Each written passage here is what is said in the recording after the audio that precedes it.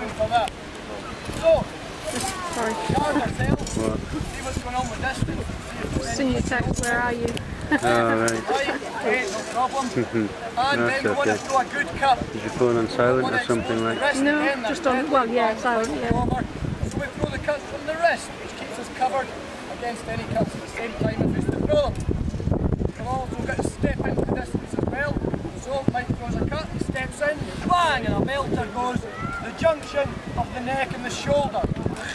Dramatic special effects. That cut goes there, and that's a good one if I do nothing about it and I'm too slow. So, I've trained along the way, so I've got a defence against that. I'll stick my sword in the way, cut comes in, bang, excellent, awesome, stopped it. But if you only stop there, it won't stop him. So you've got to throw a cut right back at your opponent in a single move. So cut comes in, single move, bang, get one back, and you're safely out of distance. Never stop moving in swordsmanship, because if you do and you hang about, you mark your own handiwork, and go, there's a cut, look at that. You're going to get this blade at this same distance, through your face or through your belly for the troubles. So you must keep moving. So, Mike's got an answer for that. Cut, bang, straight down to the top of the head, the one that goes black. Okay, let's throw one back from there. Bang, to the side of the head, a belter. Mike's got an answer for that too. This is basic swordsmanship. Until a good one might land. And a good one would only land if we make a mistake. We overcommit in an action. Be too open for too long in a short time. Returns are good. That's the most technical action to help. Main when you attack, dodge, defensive cross, change the direction of the blade where he's then open. Attack onto the body with the sword directly.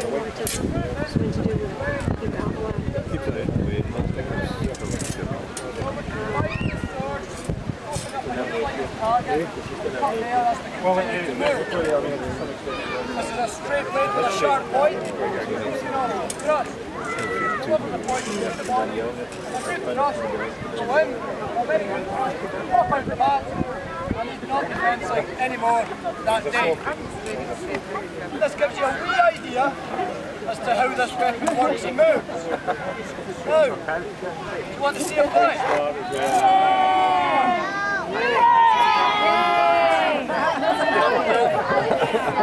Not certain at all. Do you want to see a fight? You know it's last fight of the game for blood. Okay, we'll give you a fight.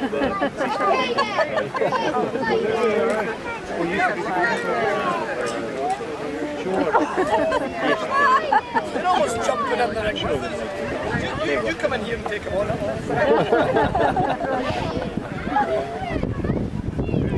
Okay. What we'll say in advance. Not again. Mike knows that having a light, fast sword is a good thing. He's just picked the lightest, fastest sword off the table.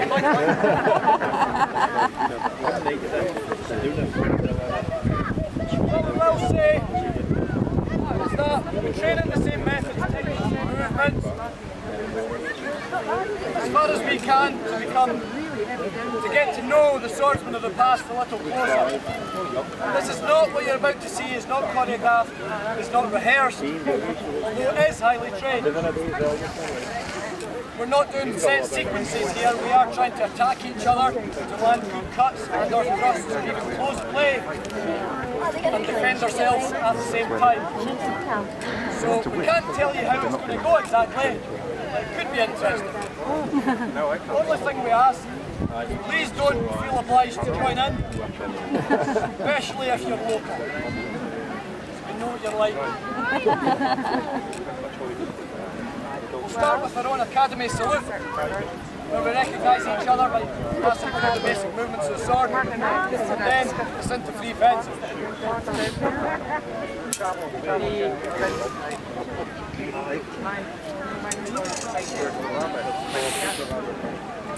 Martin had a good pair of pants. Martin's like, you can rely on it.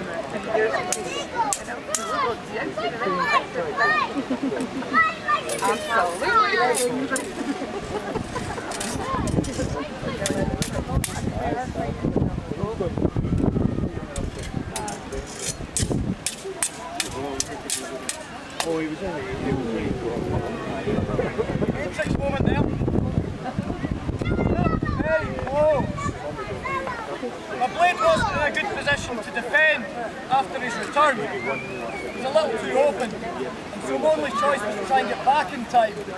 And it passed literally may have grazed the nose.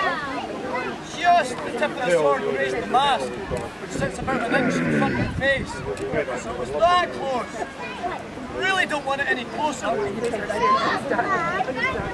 an idea as to how close things are getting already.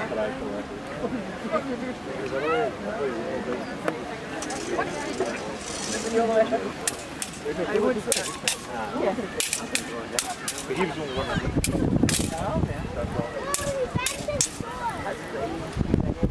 Change of lifestyle.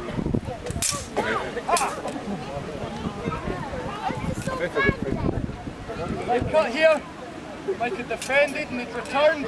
As my blade turns around, he cut underneath my sword, returning to the lower part of the forearm. It was a good enough cut, it certainly had been into the muscle, maybe as far as the bone. Certainly that's going to hamper your swordsmanship a wee bit. So the red stuff's on the floor. Up here.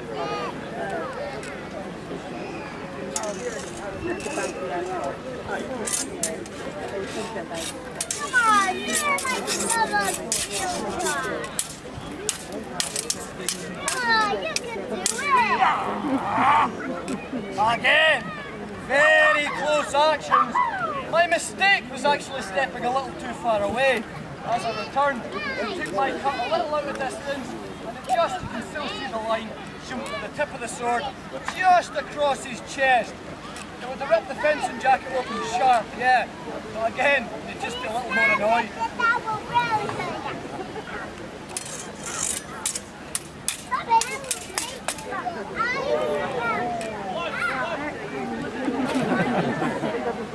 Had that last whiskey last night?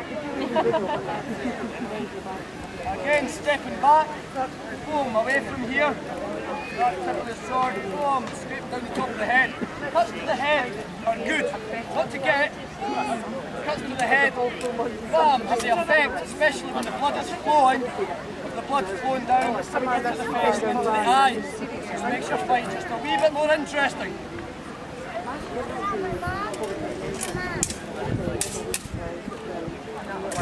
Give me a shout and I'll bring it back.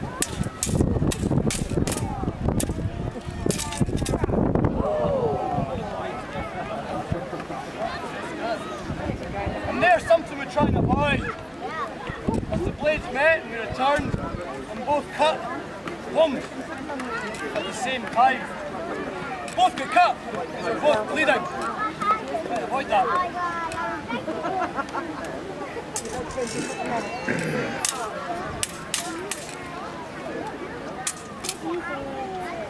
Again, with no joy.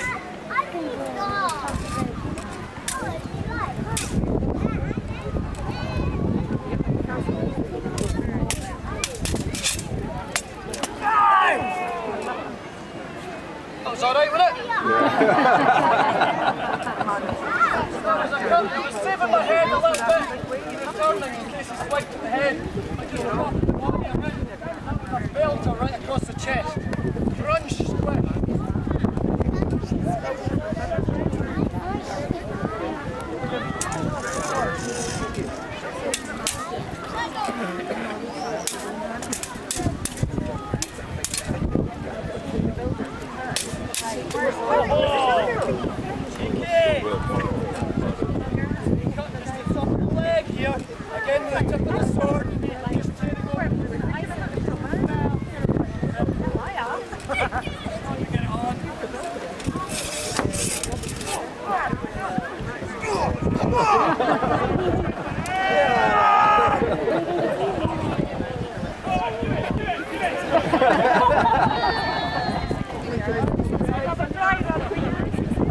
Yeah.